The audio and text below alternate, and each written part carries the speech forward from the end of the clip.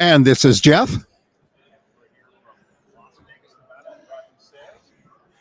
at Driving Sales. you changed it up on me this time. And I want to say hello to our LinkedIn, YouTube friends and our friends galore.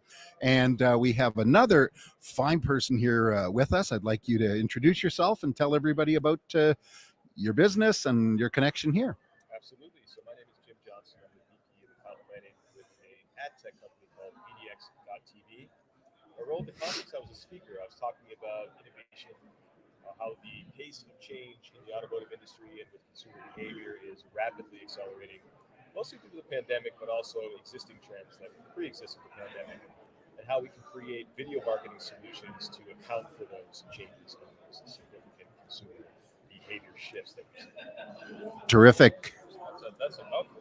I should talk over it. So tell me about no. So also you were saying earlier too that you're up for like Innovator of the Year or something, or That's right. Yeah, we were nominated as a finalist for the Innovation Cup. So this is essentially like a Shark Tank-esque type of pitch. We had 5 minutes up on stage. There was a panel of 3 judges who grilled us with questions after our presentation, and it was really all about just how we can help dealers make more money. And there are many ways to do that. Our way to do that is measurability. So we have a partner named Urban Science, a great partner of ours, and they measure actual sales based on media exposure. So we show an ad to a consumer, they go on to buy a vehicle, we can now measure that and optimize toward profitability. Right? So if there's a high profit model or trim that's out there, we can actually shift media weighting toward those high profit margin models or trims versus just send tons of leads with equal weighting on all of them. Right? So we're actually prioritizing those models and trims that make dealers more money. So that's been kind of a game changer for us in terms of performance marketing. Performance marketing is not native to video as well. So video has historically been a branding tool. So a lot of people will advertise on YouTube or on television, try to get their brand name out there, try to get top of mind awareness. We're starting to add performance marketing elements to video and break out of that mold of just branding. So now it's branding as well as performance. So you kind of do a little bit of both. Does that work on TikTok and YouTube and Instagram, Snapchat, and OnlyFans? Yeah, we haven't actually delved into the OnlyFans yet. We're a little bit behind the curve on that one.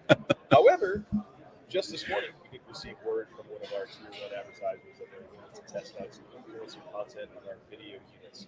So we'll be effectively a new distribution partner for some of the social content that lives on Instagram or TikTok or Facebook. Now they'll push it over to our video platform, and we'll run it across connected television and some of our endemic auto sites. So that content only lives within these walled gardens. Now we're expanding it out to some of our own operating functions. So that's going to be a nice way to get that influencer content out to people who normally don't frequent TikTok or OnlyFans or all the rest. Yeah. That was a joke, by the way, about OnlyFans. I'm not sure if there's a connection there to the automotive industry yet. It's coming. I have to tell you something. I've been in the car business long enough that the only time I'd ever heard wall gardens refer to the car business was a decor thing in the dealership when they did a renovation. So where's this going? I mean, you and I joke around, and one of my favorite words is algorithms.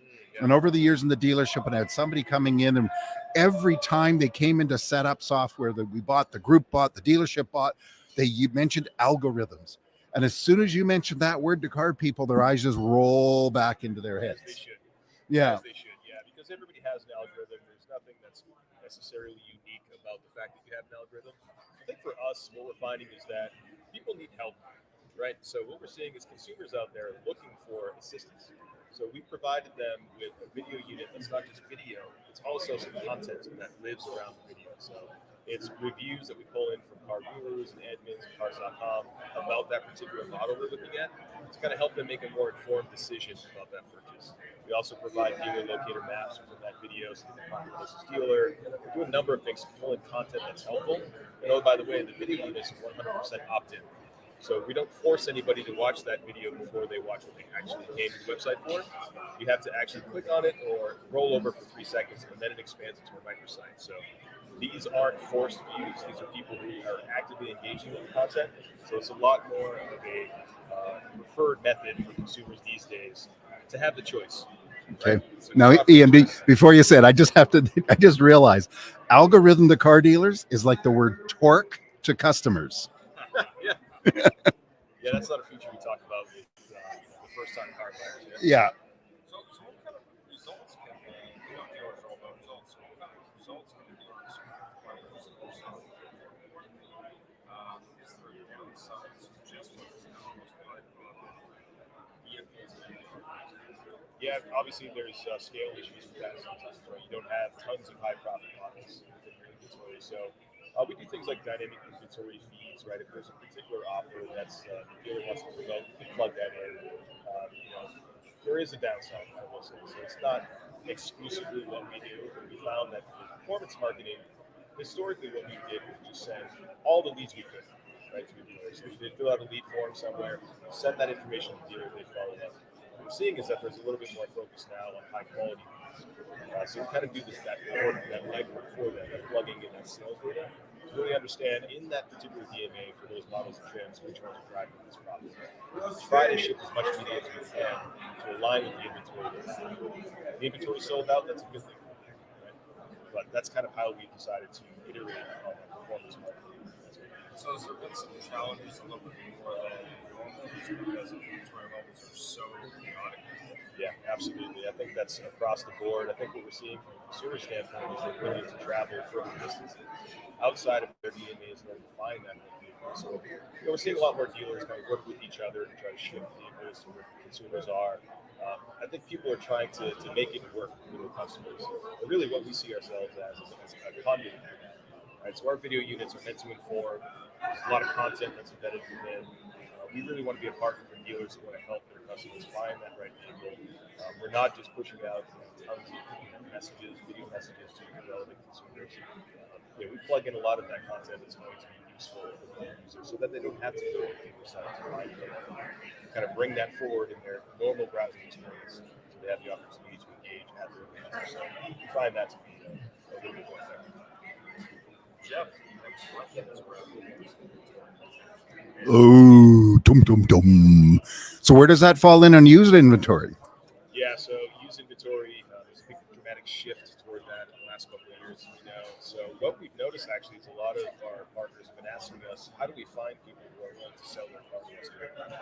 So that's been kind of a major focus that we hadn't really touched prior to this whole inventory shortage issue. So one of our new products is just focused on, we have a lot of data on people who are looking at how can I get the best value for my car. And that's all based on our contextual engine, our algorithm, if you will. Oh, That's where the special sauce comes in. But it's all about finding. It's about finding that supply. And I think that's been the major shift that we've seen over the last couple of months with used cars. So specifically, we're running ads on, hey, we have cash offers in hand. We can help you sell your vehicle to us directly without any intermediaries. Come to us directly. Here's a video that explains the process because people don't understand the process very well. And I think that's really helped us kind of get a leg up on some of our competitors. It's explaining the process very succinctly, one click, and then you go to the dealer site to talk to them about selling the vehicle. Used car supply, I would say, is probably the biggest focus for most of our partners in the past 6 to 12 months. So that's kind of how we get approaching these cars. any final thoughts, Jeff? no, I think you got some great stuff going there. It's definitely us moving in a different direction because anything TV related in the car business world was sort of like, well, let's just go on TV, but we don't know if it works. But I as the manager, I like getting up there and doing things. So it's great. It sounds really good. That's right. Yeah, there's that famous quote. Half of my advertising is working. I just don't know which half. Yeah. I think a lot of the digital stuff we're doing is trying to help fix that. Yeah. Fantastic. Well, thanks for taking the time. Really appreciate it. Obviously, we'd love to have you on the show and the tech show in the future. Sounds great. And Good. good luck on your content. Thanks so much. All right. Exactly. Thank you. Pleasure. Thanks.